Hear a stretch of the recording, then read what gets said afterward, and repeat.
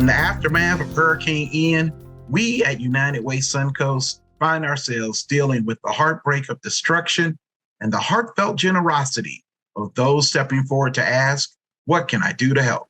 While our 5-county area escaped a direct hit and parts of our coverage, flooding has wiped out businesses, storm winds have decimated homes, and schools remain closed.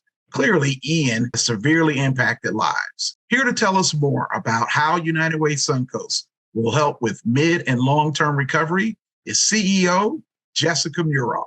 Jessica, welcome to Suncoast Snapshot. Thank you, Ernest. So let me start by asking you to share what you've heard from our board, our donors, and our community members about the impact of Hurricane Ian. What are they asking of United Way Suncoast? Well, they're asking the most important and obvious question, which is, what can we do to help? And wanting to understand the impacts and the needs that are happening in our communities.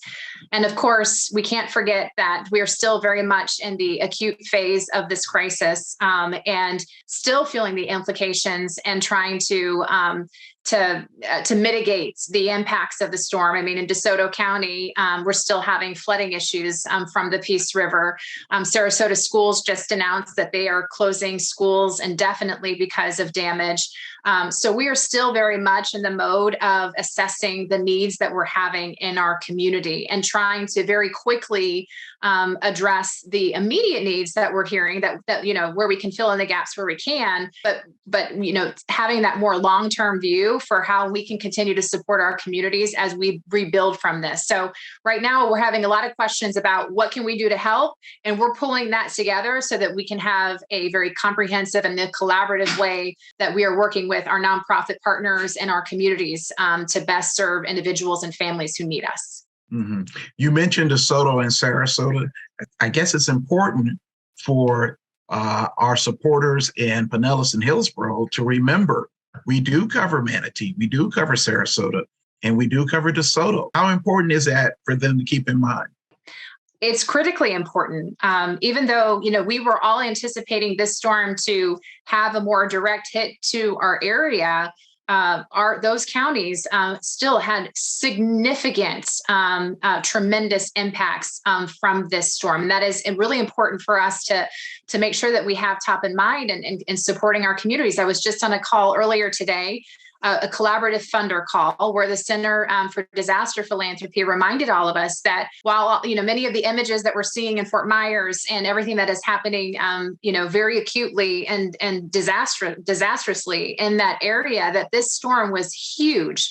And it impacted several of our local communities across the state. And thankfully, there's a United Way in every community in our state out there to help support. So we are, we're partnering together to support one another, but we also understand, each one of us individually also has that need and responsibility to make sure that we are serving the communities within our region that were impacted the most by this storm. Yeah, that's terrific. And I love that we're collaborating with the other local United Ways. So a lot of the focus and a lot of the requests we've received have naturally been about delivering immediate needs. Mm-hmm. We're not in the business of rapid relief per se, but we have taken some immediate steps to help. Talk about how we have replenished our housing efforts to help those who have fallen behind on rent or are facing eviction. Well, unfortunately, before Hurricane Ian came through our state, we were already facing another crisis, which was housing and housing prices and housing affordability throughout our region, throughout our state.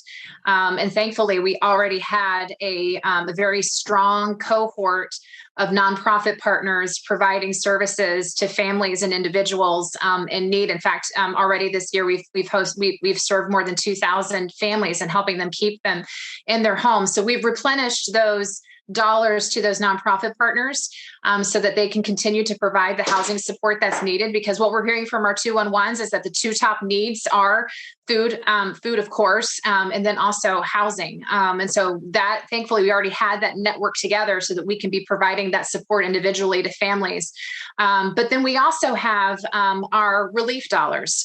So even though we're responding to a crisis right now, every single day, a family or individual may face a challenge or something in their lives where they're going to need immediate relief support. And so that's why United Way, again, partners with several nonprofits throughout the region to provide dollars to support families when they are in the state of crisis of something that is happening in their lives. So again, we've replenished those dollars as well to make sure that we're supporting individual families across our region.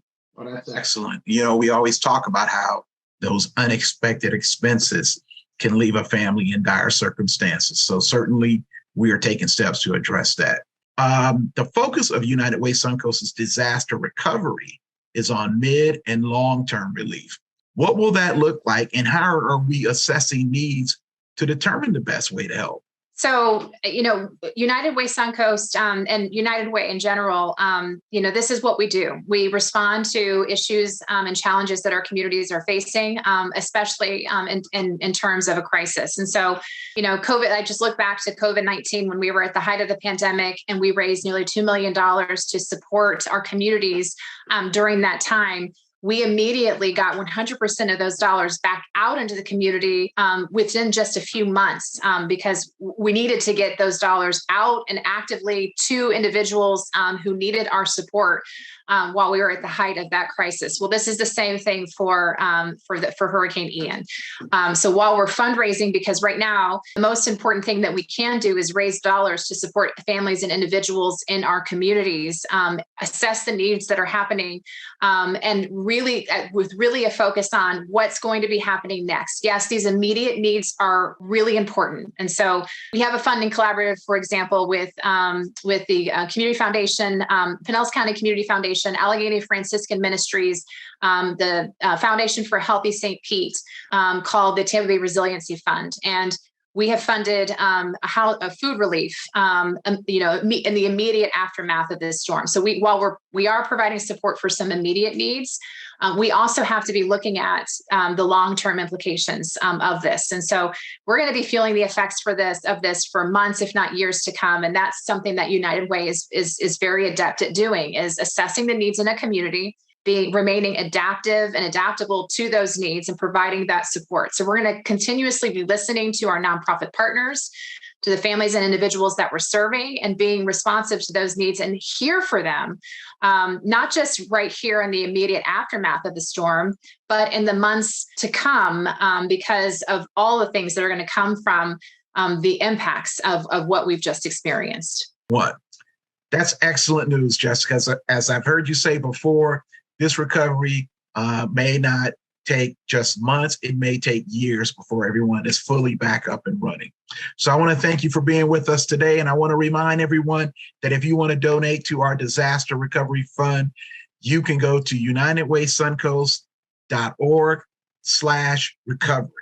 To visit our resource page, go to unitedwaysuncoast.org/disaster-recovery.